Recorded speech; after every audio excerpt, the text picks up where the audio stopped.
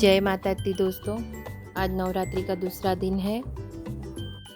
माँ का दूसरा स्वरूप ब्रह्मचारिणी है। इनका यह रूप पूर्ण ज्योतिर्मय है। इनके दाहिने हाथ में जप माला एवं बाएं हाथ में कमंडल रहता है।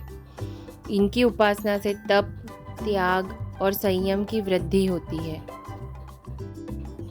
माँ दुर्गा की दूसरी शक्ति ब्रह्मचारिणी है। कठिन क्षणों में संबल देती है माँ ब्रह्मचारिणी। देवी पुराण के 45वें अध्याय के अनुसार देवी ब्रह्मचारिणी हमेशा तप में लीन रहती हैं। इस कारण इनका तेज इतना बढ़ गया कि इनका रंग सफ़ेद हो गया, इसलिए इन्हें गौर वर्ण वाली बताया गया है। देवी ब्रह्मचारिणी भी माता पार्वती का ही एक रूप है।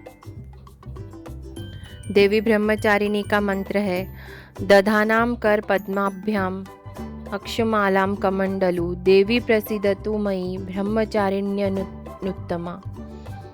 यहाँ ब्रह्म का अर्थ तपस्या से है। माँ दुर्गा का यह स्वरूप भक्तों और सिद्धों को अनंत फल देने वाला है। इनकी उपासना से तप, त्याग, वैराग्य, सदाचार और संयम की वृद्धि होती है।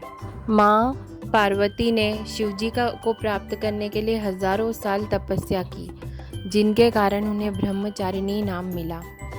ब्रह्मचारिणी का अर्थ है तप की चारिणी, यानी तप का आचरण करने वाली। देवी का यह रूप पूर्ण ज्योतिर्मय है।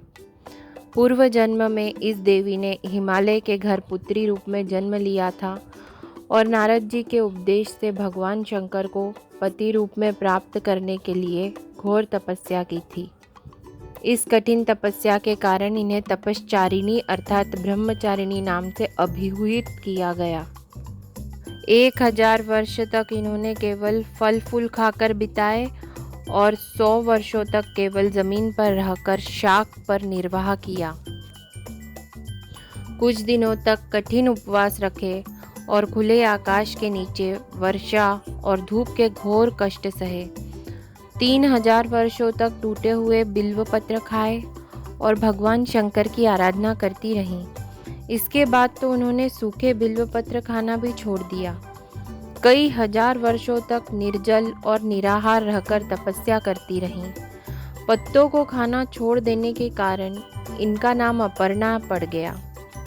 कठिन तपस्या के कारण देवी का शरीर एकदम क्षीण हो गया था।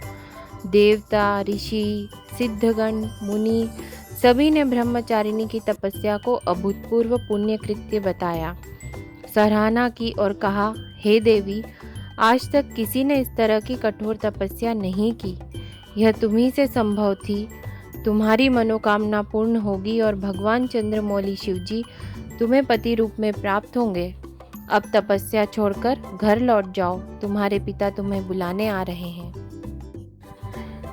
इस देवी की कथा का सार यह है कि जीवन के कठिन संघर्षों में भी मन विचलित नहीं होना चाहिए। माँ ब्रह्मचारिणी देवी की कृपा से सर्व सिद्धि प्राप्त होती है। दुर्गा पूजा के दूसरे दिन देवी के इसी स्वरूप की उपासना की जाती है। जय माता दी।